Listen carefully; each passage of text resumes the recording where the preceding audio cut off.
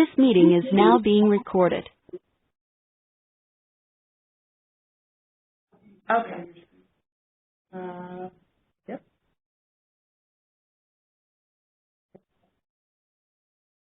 All right. Can everybody see my screen? I think you can. I'll check the chat box really quickly if somebody wants to write in yes or no that you can see my screen. Oh, it does not. Yeah, it disappeared. Okay, perfect. Thank you.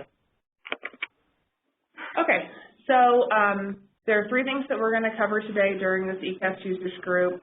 First, we're going to talk through some best practices related to making sure all of your data is up to date in eCaST for the January 2016 bill run. It's very important because based on that bill run, we will review and reallocate funds as needed for the Women's Wellness Connection and for Wise Women. So we'll go through some tips, which you can see on the screen right now in just a moment. Second, we're going to talk through some new caution flags that appeared in eCaST over the last month or so. We had gotten some feedback from you on those new caution flags at the last eCaST users group and have since implemented them. So we're going to demo those today and make sure that they're working for you guys and to see if anything needs to be changed. And then third, we asked that you bring questions for review and provide any additional feedback on eCaST. So it'll just be open forum time for you guys to provide feedback or ask questions and have us demo anything in eCaST that you would like to see demos. And otherwise, we will top off the call a little bit early. Does anybody have questions or any sort of issues seeing anything on the screen before I get going? Okay, and again, *6 to mute and unmute yourself. You hear a little bit of typing and breathing on this end. Okay, so in January or after the January 15th, 2016 bill run for the Women's Wellness Connection Clinical Services Contract, the Care Coordination Contract, as well as the Wise Women Program, we'll be reviewing and adjusting budgets based on your agency's spending through that January bill run. And so today what we want to do is remind you of some tips. These are tips we've used in the past for end-of-year activities, as well as some reminders related to insurance source for Medicaid clients or WWC clients who now have Medicaid. So we're going to go through some of these tips and then demo them in eCaST really quickly for you just to make sure you know what to be doing over the next month and a half in order to make sure that your data in eCaST is as up-to-date as possible and is reflecting all services provided for those three contracts for services provided between July and December of 2015. So here on the screen, this is Nick Roth's contact information and Stephen Bromby's contact information. Those are your two point people for data technical assistance questions. And we will be sending out a copy of this sheet in a future blog post. So don't feel like you have to rapid fire write down all of these tips. We will be giving you a copy of this PDF. Be looking for that in a future blog post. Emily or Ivy, I don't know if you want to, if somebody doesn't know what the blog is, how would we tell them to sign up for it? They don't know what I'm talking about? If you're getting the WWC update, most of the articles in the weekly WWC update link to the blog, and you can go directly to the blog, and then on the right-hand side, you can enter your email address to sign up for the blog. It's specific to WWC Clinical Services and Care Coordination. And then you'll have to confirm, and if you get confused, just email your program coordinator, Chris, or Ivy, or Laura. Perfect. Okay, so on the screen, the first tip is to definitely review all of your cases that have errors in eCaST. So just as a quick reminder of what I'm talking about, this is reviewing your list on your homepage of all errors. So this is just the sample. We're in the training environment today. So this is an organization that has multiple sites, so you'll want to organize some way of reviewing all of those errors or ensuring you cleared out as many errors as possible by the January 15 bill run. There is a video link on how to use that error list as efficiently as possible. An example of that is changing show 5 entries to showing all entries using this drop down right here. So please be sure to watch that video if you have any questions about how to maximize your efficiency reviewing errors using your homepage in eCaST. Second, we ask that you review the screening case management report and close all cases where it makes sense to close them. So where you have met the loss to follow-up policy and believe the client won't return for additional services. Kristen, can you clarify, we were just realizing, is this WWC both for clinical services and care coordination? Is it the same, you would close them the same way? For loss to follow-up? Yeah. Yes, you would close those the exact same way. On all of it. Yes, so what you'll see here on the side, and yes, it just says WWC, that applies to both WWC. I guess I didn't clarify that on here. I can before we post it. Most of these will apply to both WWC clinical services and care coordination. It's important to remember that we are doing the same review and budget reallocation process for clinical services and care coordination. So please don't do this only for clinical services and forget or not realize that we are also potentially adjusting your budgets for care coordination. So make sure that's as up to date as possible. I will, before we post this, make sure to clarify that as an example, number 3, where it's procedure level payments, is only related to clinical services, as opposed to numbers 1 and 2, which are related to clinical services and care coordination. But that is a good question. Does that make sense to everybody on the phone? Do you know what we're talking about? If you have, some of you have 2 contracts, one for clinical services and one for care coordination. Some might not, and some might be confused by that comment. *6 to unmute yourself.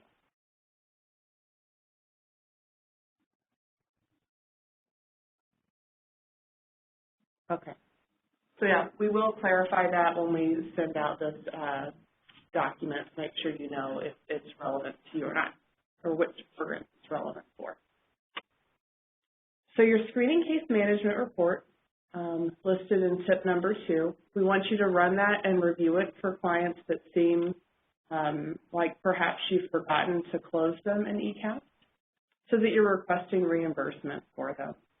I want to remind you that if you close someone as someone's case is lost to follow-up or refused, and she does end up returning for services, you're always welcome to go in the eCaST and to change that and to add more information. So closing the case doesn't mean that you can't ever reopen it. So feel free to do that. You'll go to the case management report.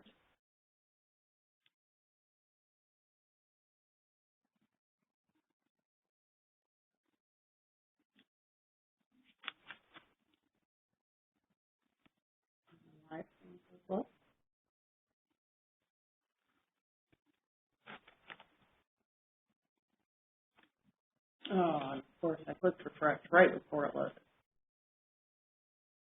Okay. So in this example, I'll click just breast and cervical. You can run this report for breast, cervical, and cardiovascular at the same time. And I am holding down the shift button when I want to select multiple disease areas. So, and the control, so I did breast, and then I held down the control button to select cervical separately. I held down breast, and I clicked shift to select breast, cardiovascular, and cervical. So that is just a quick trick for how to run this for multiple disease areas at once. Very often this will occur where it will say, oh, you need to select multiple. I'm not sure why it does that, but if you click one more time, it will work. It does take a minute to run, so we'll wait for this to run, and I'll double check that there are no questions over here.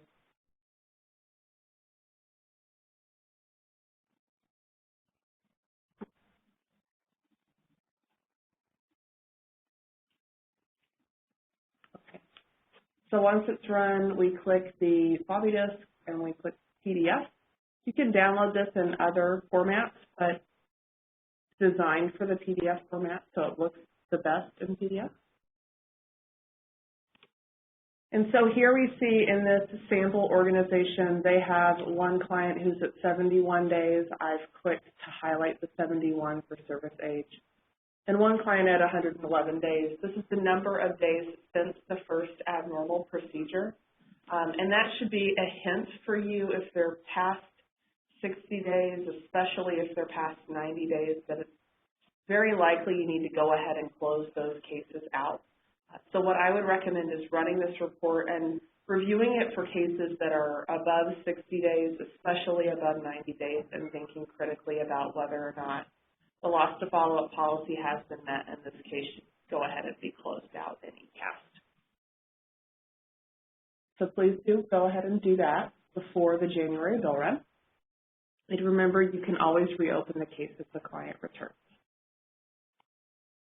Are there any questions about closing cases with loss to follow-up? Do I need to demo how to close a case with loss to follow-up, perhaps?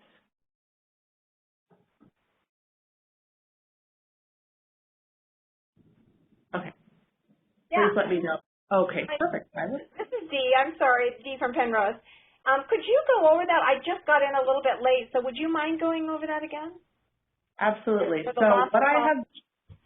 So what I have just done is run the case management report, and the reason why is related to tip number 2 here. And these are tips related to reviewing and making sure your data is as up-to-date as possible by the January 15 year 2016 bill run, so that when the Women's Wellness Connection reviews your spending to see if we need to reallocate funds for the clinical services contract, the care coordination contract, and the Wiseman contract, that you're giving us the most up-to-date information as possible.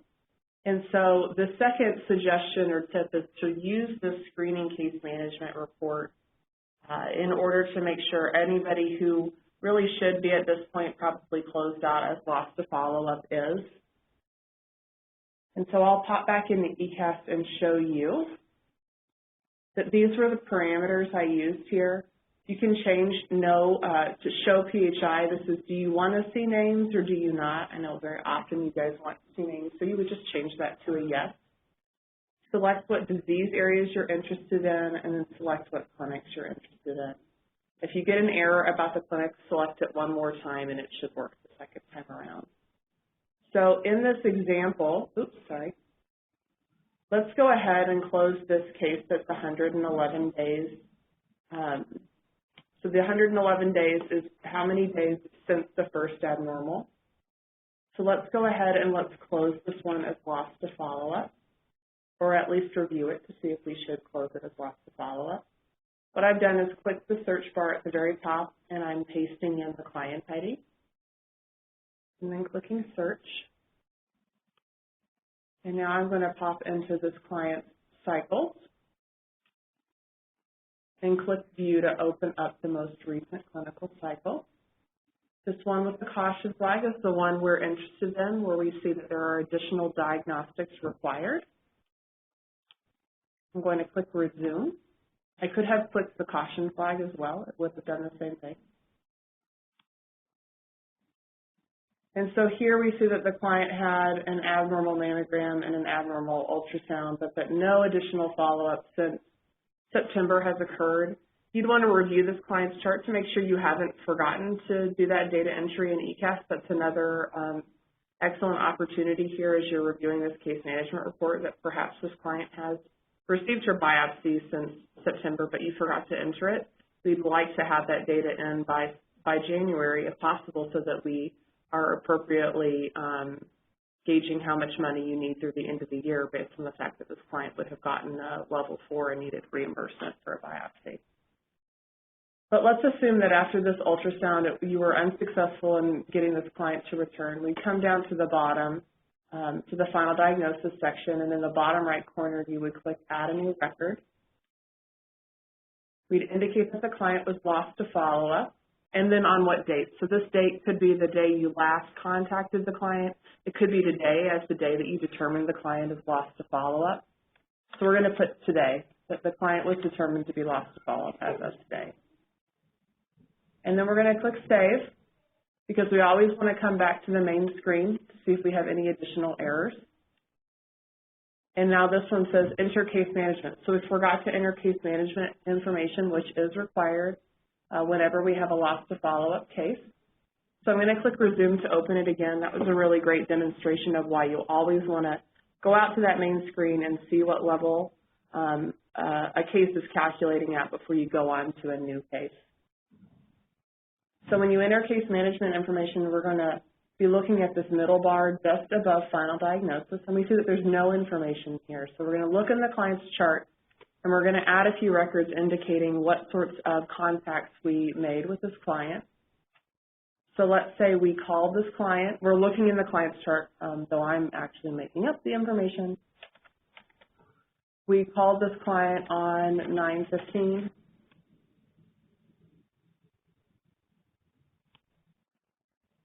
We called her again a week later,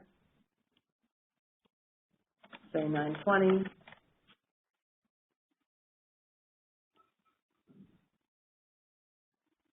We sent her a certified letter, let's say on 10/15.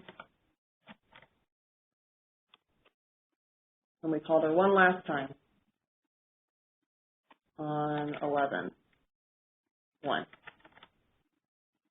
The requirements for lost follow-up policy, as a reminder, are 3 contacts, including at least 1 certified letter. So we've done more than we needed in this particular example. I'm going to click Save to see if I have any additional errors, and I do not. Now I have a level 3. And this double dash means it's pending payment next month. Are there any questions about the case management section or how to close a case as lost follow-up?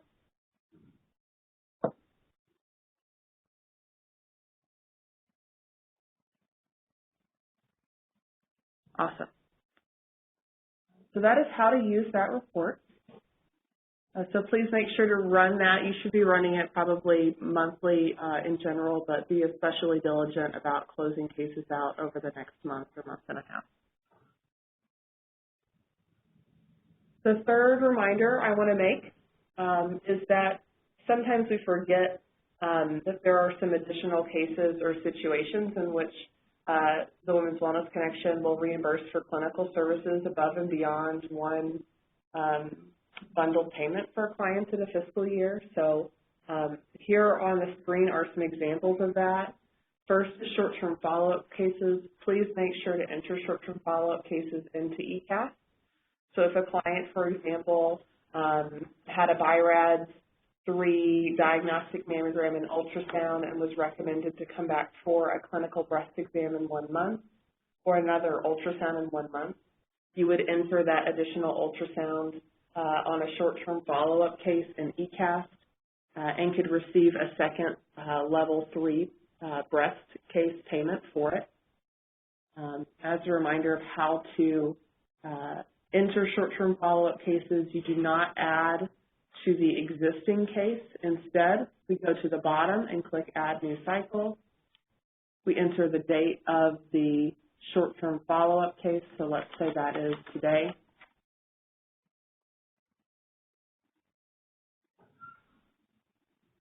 And instead of clicking Screening and Diagnostics, we select Type of Cycle as short-term follow-up, and we add our clinical procedures, that ultrasound I was describing here instead. So we click Add a New Screening. We indicate this is for breast. Add a new procedure. And we're going to enter this short-term follow-up. Mammogram performed, or sorry, ultrasound performed today.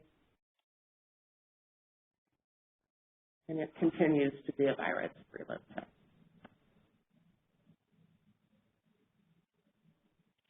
And because it continues to be a BI-RADS 3, we do go down at the bottom and we need to close out this case with a final diagnosis. we're going to say return for routine screening based on this result. I'm not clinical, so sorry if I'm doing something wrong. Of breast cancer not diagnosed on the day of that ultrasound. We're going to click Save to make sure that this case is billing at a level, and it is. So in this example, your organization would get an additional reimbursement of $560 for this breast level 3. So that is how to enter short-term follow-up. If you realize through this demonstration you have not been doing that, or you've been adding it to the original screening, and so therefore you're not getting additional payment for it, if you want additional guidance on this, ask now. We can go over it in more detail, or reach out to Nick Gross, and he can help you get those cases entered. Hi, Kristen. This is Blair at Boulder Valley Women's Health. Hi. I have a question. So for the first cycle, when someone maybe gets their first BI-RADS 3 result, then the way to close that out every time would be that that the diagnostics are complete and they need to return for routine screening. And then if that's the case, is there any situation when we would use the short-term follow-up needed and then the amount of time that they need to follow up in? Mm-hmm. So let me go ahead and modify this older case to reflect that. So originally I had closed this out as lost to follow-up as part of the first example, but let me modify this. So let's imagine that this ultrasound here, instead of being a BI-RADS 4, is a BI-RADS 3. We know that a BI-RADS 4 would require additional follow-up, and short-term follow-up would be inappropriate. Okay. And then for final diagnosis, you would still close it out as opposed to putting short-term follow-up as needed? Yes. So I'm going to show you. This thing is being really slow to load. That was an example of if it looks funny, just wait a minute. Don't try to click on things that might get confused. But here, so we have this ultrasound that's BI-RADS 3, and I'm going to go ahead, I'm going to delete this. Let's pretend we never entered that lost to follow-up record. And so once you add the BI-RADS 3 ultrasound and you have the recommendation that the client come back in 1 month for an ultrasound, so what's really important to remember is that the client would not be benefited by coming back sooner. There's a reason, and there's a scheduled wait. So there's a reason why the client is waiting 1 month, 3 months, 6 months, however long it is for her next procedure. That is how the CDC defines short-term follow-up and the closure of the first clinical cycle. So because clinically this client needs to wait 1 month to have another ultrasound, we're going to add a new final diagnosis record, and instead of selecting return for routine screening, we're going to select short-term follow-up. We're going to indicate that as of this time, the client was not diagnosed with a breast cancer and that she needs to come back in 1 month. And we'll click Save.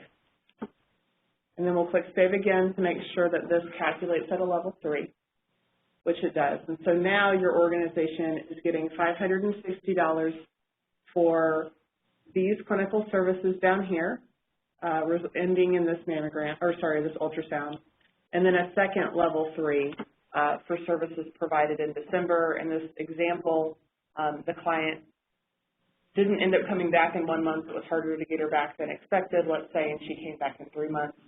Ideally, we would have expected to see that happen in September and then in October. Did that help, Blair? Yes, thank you.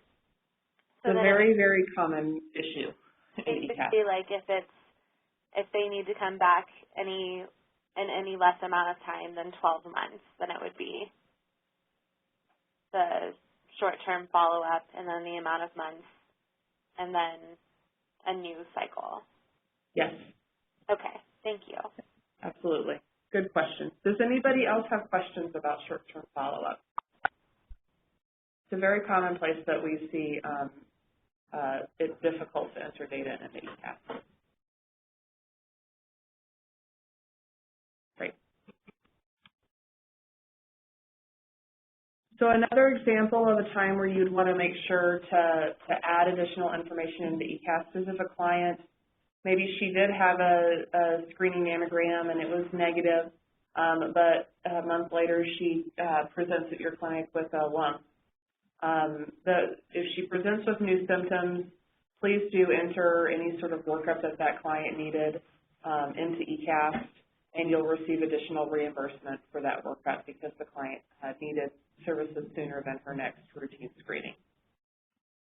And then finally, as a reminder, with the Women's Wellness Connection Clinical Services Program, we'll reimburse you additionally for MRIs, for ductograms, and for women who need more than one breast or cervical biopsy. So if you didn't know about any of those three, they do require that you reach out to Angie Fellers-Lemire, who is the Women's Wellness Connection Nurse Consultant, in order to request reimbursement. So please do reach out to her if you have a client, for example, who had a recent MRI and you didn't realize you should be requesting reimbursement from the Women's Wellness Connection on that. And I think maybe lesser known is the multiple biopsies. So if you had a client who had 2 biopsies or had a colposcopy and a lead, please do reach out to Angie so that you can get additional reimbursement above and beyond the bundle payment reimbursement for that client. Are there questions about procedure level payments?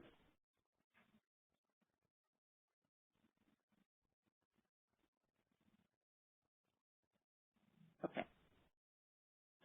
So the last reminder for the Women's Wellness Connection, and this is for the Clinical Services Program, is to review your grant activity statements that have been generated thus far this fiscal year to make sure no clients with Medicaid or private insurance were billed to the Women's Wellness Connection in error.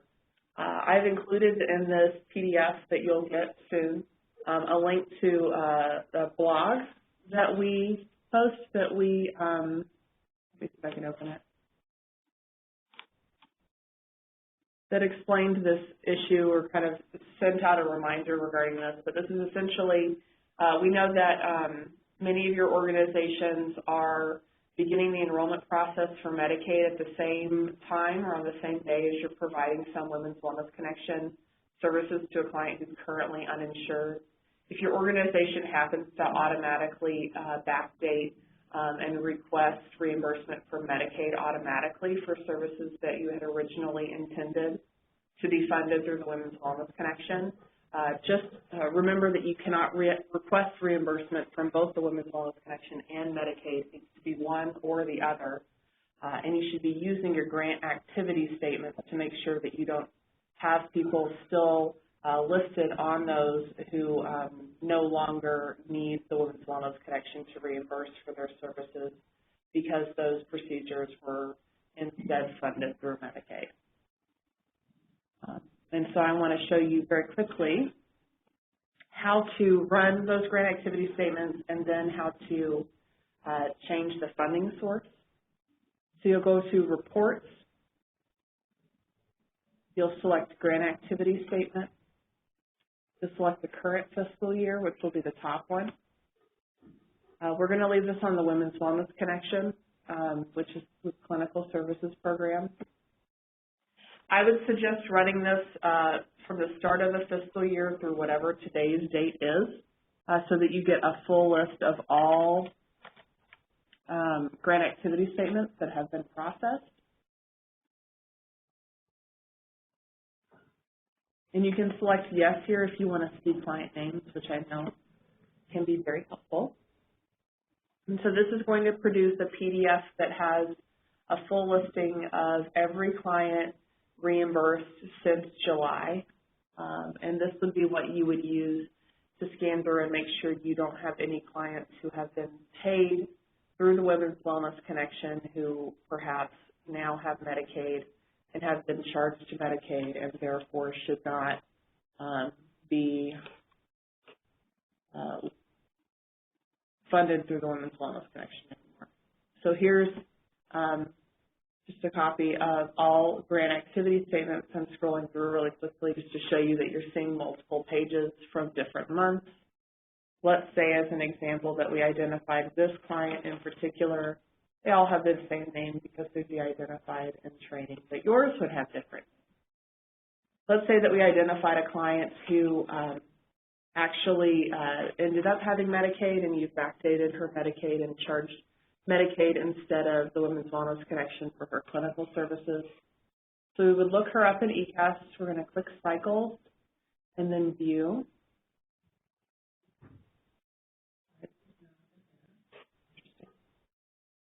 Oh, because it was a cervical case that was reversed. Nope, that's a bad example. Sorry, I was just clicking on a random one and it didn't quite work out. So let's say that this one was reimbursed. We would click Resume. And we would change to, in order to request that WWC no longer reimburse for services, you look at each of the services performed. So in this case, we have 3. And if all 3 were funded by Medicaid, you would click the check bar in order to modify the procedure. And then under funding source, you would change it from the Women's Wellness Connection to Medicaid. And you would do that for all relevant procedures. So if all 3 of these procedures were funded by Medicaid, now this is getting upset because we're beginning to change it, but that is totally fine. You just kind of continue through it. So we're going to change all 3 of these to indicate that Medicaid has funded them.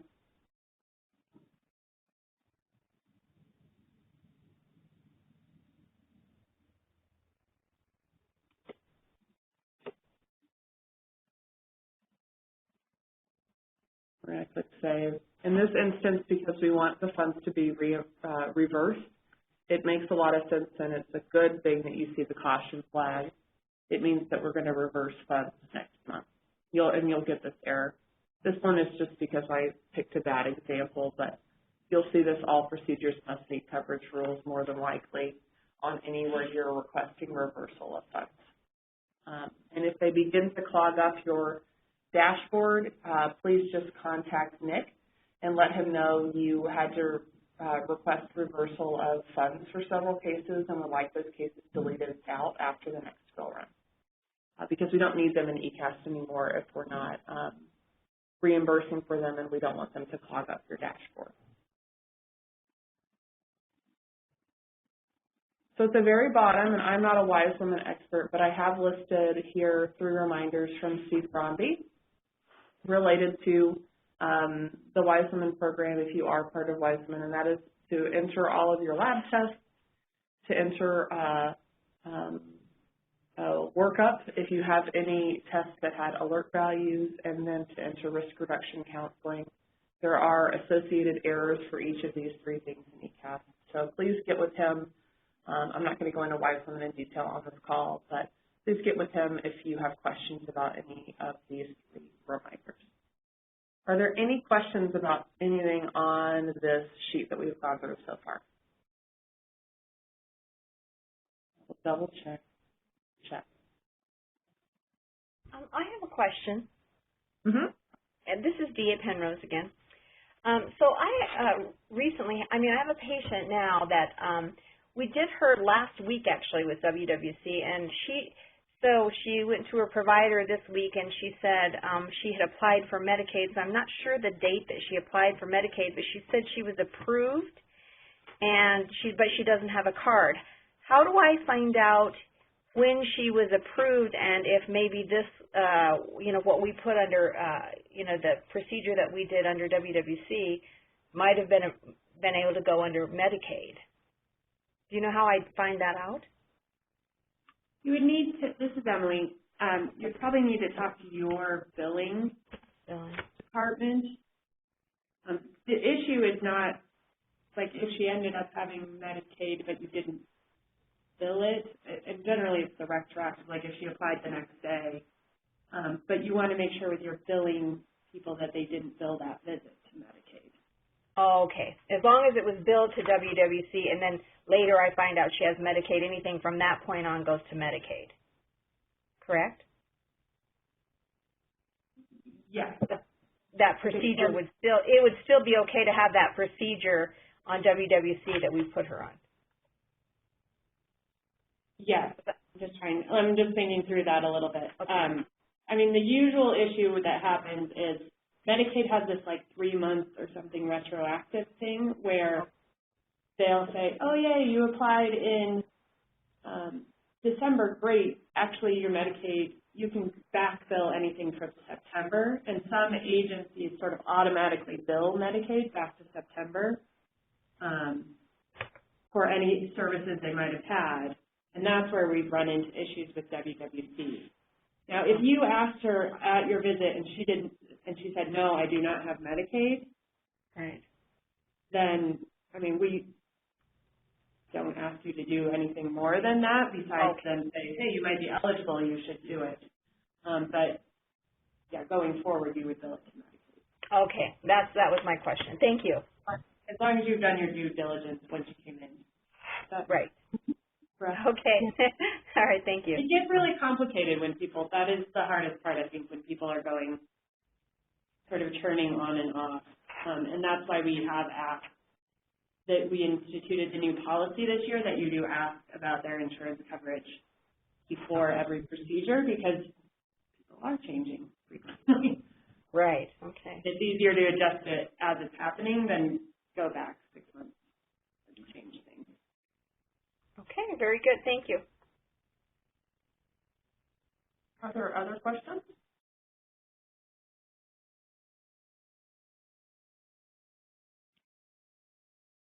Okay, great. So I think we'll go ahead and move on to the next section, which is related to new caution flags in eCaST. And so I am going to just quickly demonstrate to you what these caution flags are, going back to the home page. And then I have very specific examples that I've already pulled out. So I'm just going to type in a client that I know has an error I want to show you. Typing it into the filter. Oh, maybe I lost my client. Or I wrote it down wrong. You guys must have heard a really big bang on that end. Just kicked the microphone off the table. Let me see. I can a similar case. Okay. So you are used to seeing this pending screenings not complete error. It used to have a lot more records than it does for your agency now. That is because we have added additional detail into eCaST essentially, meaning that sometimes you'll see pending screenings not complete as you used to. Sometimes you'll see normal pelvic awaiting PAP or HPV in place of that original pending screenings not complete error. And sometimes you will see normal CBE awaiting mammogram instead of the pending screenings not complete error. So I want to explain the difference between these three errors now that we have three instead of one, how to use them, and then this sounded like a good idea a couple months ago, but I would love to hear that it still is a good idea because it's easy for us to reverse it if you realize that you would rather just have one error than three. I do want to point out that your client will have one of these three errors. They will not have all three errors, so we haven't added extra errors for one case. We've just added more detail to what the error message says. So in the example that I have on the screen, normal CPE awaiting mammogram, these are all cases where if you didn't touch them and the client didn't come in for her mammogram in 3 months' time, eCaST would automatically close out that case and you would be reimbursed a level 1 for it. So I'm going to open one up to give you an example.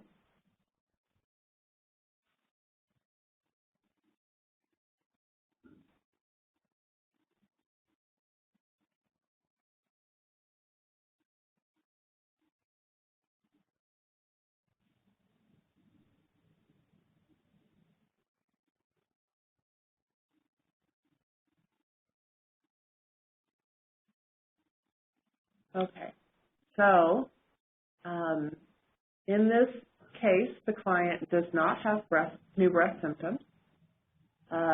She intends to have a routine mammogram. She has a normal clinical breast exam, and she has pending screenings not complete listed as her follow-up recommendation. Those 4 elements equal this particular scenario that would be auto-closed in 3 months. If any of those 4 elements are not there for a breast case, you will not see normal CBE awaiting mammogram as your error. Instead of this, you would see pending screenings not complete. And what's really important about that is to know that these will automatically close. And when they automatically close, what happens is eCaST changes this to mammogram not done, and it changes this to follow routine screening. That closes the case. eCaST will automatically do that in 3 months' time if the error says normal CBE awaiting mammogram. However, if instead, for any breast case, you see pending screenings not complete, this now means all of these will they will not auto-close. And that was what was hard in the past, was to parse out which ones will automatically close, which ones do I need to review to make sure all the data is entered correctly. So what I would strongly recommend, especially since we are in this kind of data cleanup phase, is that you take a peek at anything that says pending screenings not complete and try to figure out whether or not it's as up-to-date as possible. So let's open one of these as an example.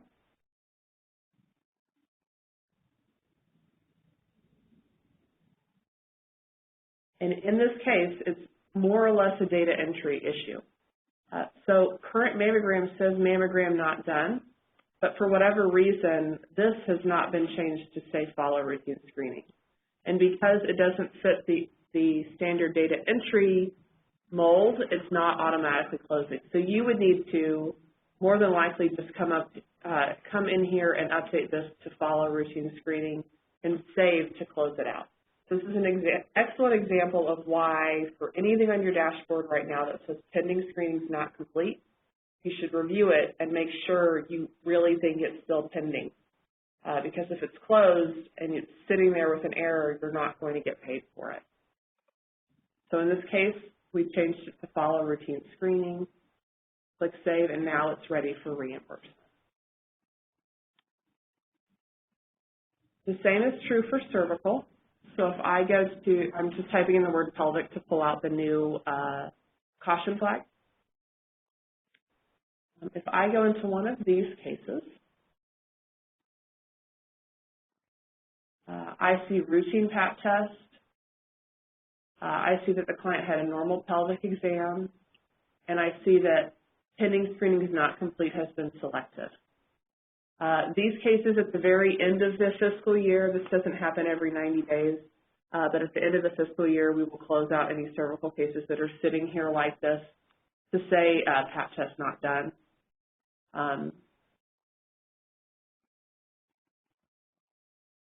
So that is that's what's happening with these particular cases. And so if you have cervical cases that instead of this, this hopefully is a reminder to you, you should be going in and adding that Pap and HPV as they are performed. But if you have cervical cases that don't have that, again, you want to review them to make sure that the information is correct. So in this case, the client intends to have a Pap test, but you've not entered any procedures. If in reality this client is not going to come in for a Pap test and she only had health education provided, you would change that to no Pap test done, and this is now going to be reimbursed at a level 7, as an example. So that is how to use those 3 error messages. What used to be 1 error message is now 3. Are there questions or any concerns as you've noticed these errors pop up in your dashboard over the last few weeks? Kristen? Yes. This is Ashley Shirley with Denver Health.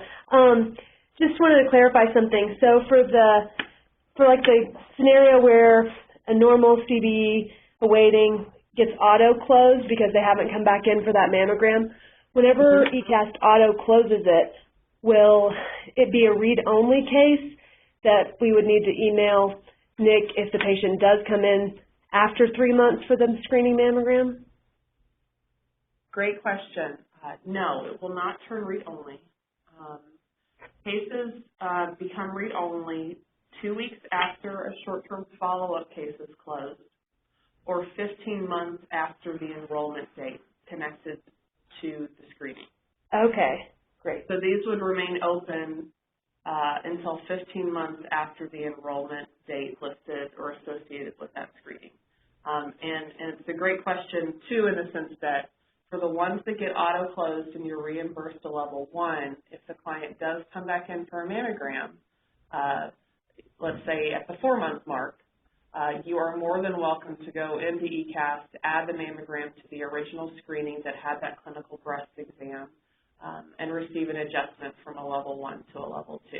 So the auto-closure does not mean that you cannot get reimbursed for a mammogram. It just means that for now we're going to assume the client is not going to get the mammogram, and we'd rather pay you for the CBE sooner than later. Okay. And then any guidance on how many months we should go by that we should go ahead and start a new clinical cycle? I'm going to double check with Angie on this, but I believe that the clinical guidance we've given in the past is that if 6 months have gone by since the CBE, more than likely you should be doing another CBE along with the mammogram if the woman presents, let's say at month 7, for that mammogram. I don't think that that's a hard and fast rule. I think that we came up with that guidance several years ago based on that question, but I don't think that eCaST would be completely upset if you did it and it was at 7 months. And I'll double check with Angie, and maybe we'll write a blog post to clarify if that's not correct. But I believe in general the rule of thumb is after 6 months, probably the information from the original CBE shouldn't be associated with the mammogram. You should do a new CBE. Okay, great. Thanks, Kristen. Great question. Are there any other questions or comments or concerns, confusion about these caution flags? Are they working for you guys?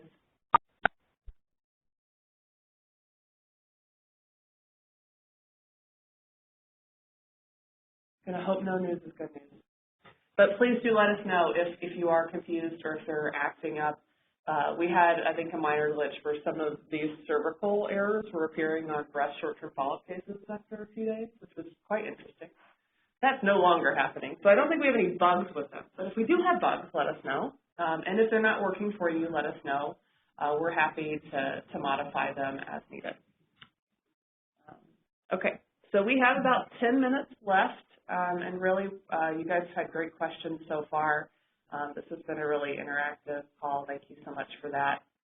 But are there other things that you guys have come with or other pieces of feedback that you would like to provide on eCaST? We'll just use the last 10 minutes for questions and feedback.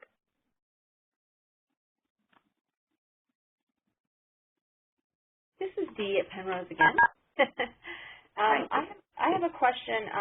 We have a patient that came to our WWC clinic. She told us she'd had a mammogram over a year ago, and come to find out, we found another mammogram that she had done. It wasn't done until January.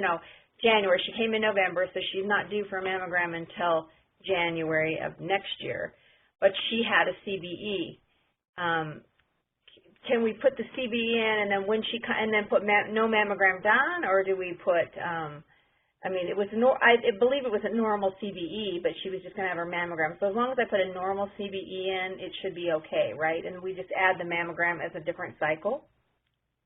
So I'm going to say this back to you to make sure that I'm understanding the case. The client had a mammogram in November. She presented at your clinic in January for a clinical breast exam. No, she actually. She had a mammogram. She came in November for just in November. She came for to the clinic, and she had a CBE, and she was going to have the mammogram because she thought she'd had a mammogram over a year ago. So it was a mammogram too soon. But the mammogram was actually done in January of this year, so she's not due. So she thought she'd had it done over a year ago. So the information she gave us was wrong, but when she came in, and we started searching other facilities for mammograms, it was the date she had was wrong, and so we couldn't do the mammogram when she came into the clinic and had her CVE. Gotcha. So you could do one of two things. You could indicate a mammogram not done as the mammogram reason, or you could enter the mammogram and indicate a different funding source. Did you actually do the mammogram? No, we did not. Okay, so then yes, you would do mammogram reason not done. Just put not done. And eCaST will look procedure to procedure for the time between. So it's going to look to see that a mammogram or a clinical breast exam or a pelvic exam have not been performed within the last 10 months. There is some wiggle room there, so you could also consider that if it falls outside of that 10-month mark, but maybe within the 12-month mark, you could still request reimbursement through eCaST for that if you chose to perform the mammogram. Well, we're going to schedule her to come back for the mammogram, but we are going to schedule it in January so that it will be a full year. Okay, perfect. So what you would do, so long as this clinical breast exam hasn't been performed in the last 10 months, that would be payable in eCaST. Did you see a clinical breast exam in eCaST? No. Didn't see anything in eCaST. Oh, okay. Yep, so then that's what I would do. So in eCaST, go ahead and enter the clinical breast exam and indicate that you want Women's Wellness Connection to reimburse for it. You can indicate that she's going to have a routine mammogram, and if you happen to get it in to eCaST before it automatically closes, that's great. If it happens to automatically close on you and you get a level 1 reimbursement for that, once January hits and you add the mammogram, you'll get an adjustment from a B1 to a B2. Okay, so we add her to the same cycle then if she has a mammogram in January? Yes, and that would follow Ashley's question about how close together should they be, or when should you redo the CVE. Okay. So long as they're within 6 months of one another, it makes sense to put them on the same clinical cycle. After 6 months, you should be thinking about whether or not the CVE should be performed again. Okay, thank you. All right, are there any other questions? We just have a few minutes left on this call.